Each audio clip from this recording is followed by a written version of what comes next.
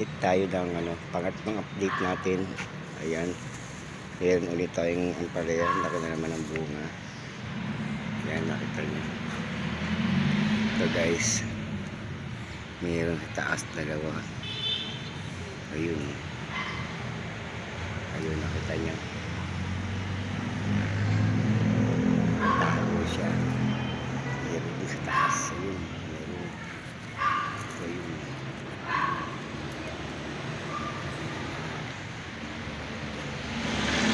dami na naman siyang bulaklak. Ang daming bulaklak guys. Maakit sa taas. Maakit na siya.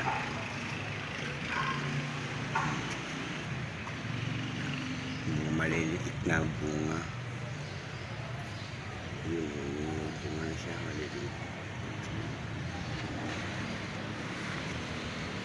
Update tayo sa ating puno na ampalaya. Ito ang laki guys. Mainit sa mata.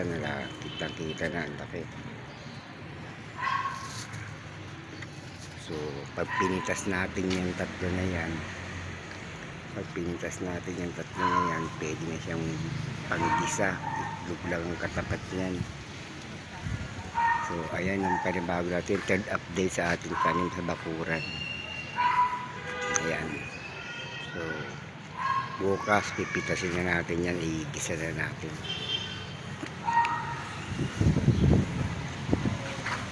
Medyo mainit na siya sa mata. Baka bukas palawa wala na yun.